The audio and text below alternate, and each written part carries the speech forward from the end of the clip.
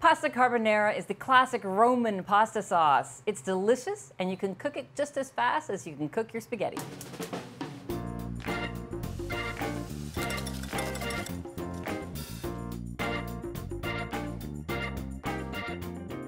There are two main ingredients in pasta carbonara: eggs and bacon, or pancetta. Pancetta is the more classic ingredient, so we're going to use that today, but you can use bacon absolutely in this recipe.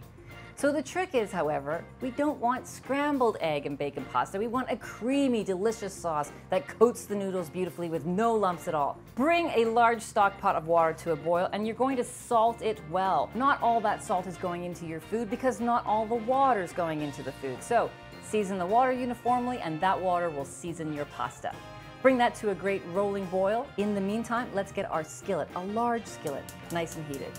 So we're going to drop a pound of spaghetti into our salted water here. Set your timer.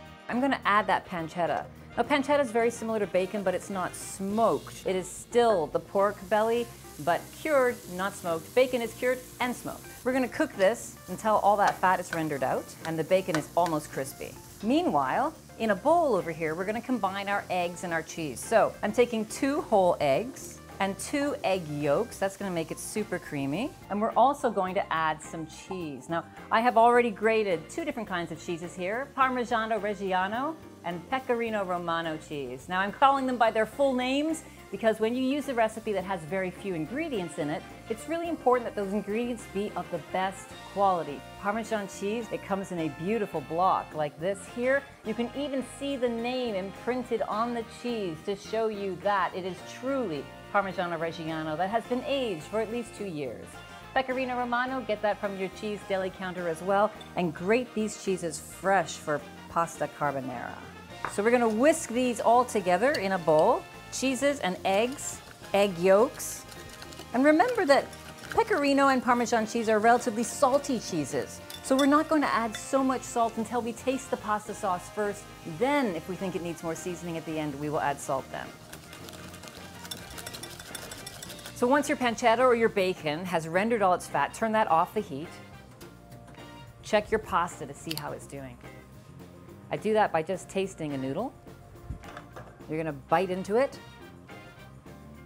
And then take a look and look for any little tiny white part in the noodle. That means it needs more time. Otherwise, if it's to your liking, it's ready to go. Okay, we need to drain off some of the fat from the pancetta or bacon. You want to leave about 3 tablespoons left in the pan. Drain off any excess and keep the rest of that bacon grease in there. That's going to turn into our sauce. Now here's the trick to making not scrambled egg pasta. Take a cup measure and remove a cup of your pasta water. Whisk half a cup of this water into your egg and cheese mixture slowly. This is called tempering. It's bringing those eggs and cheese to a warmer temperature slowly. Okay, now it's time to drain our pasta and bring that back to the stovetop. Now you're going to do all of this right now while everything's nice and warm. We're going to transfer this to our big skillet with the pancetta, stir it around, and now we're going to add all of those eggs and cheese and pasta water that we did before. Sprinkle that in there and toss everything together. Now take a look at your pasta. That pasta is going to continue to absorb some liquid. That's why we have the leftover pasta water here. Add as much of this as you need to turn that sauce into the creamy sauce that you're looking for. Now finish this off with a lot of chopped parsley, fresh parsley, lots of freshly ground black pepper, and toss everything together. And then grab a plate and start serving people. Remember, when you want to grab spaghetti and serve it like they do in a restaurant, grab your tongs, take a big chunk of spaghetti like this, and then as you put it down, turn the plate and the tongs in opposite directions so you can get some height on the pasta. Make sure everybody gets a little bit of pancetta as well, a little fresh pepper at the end, never hurt.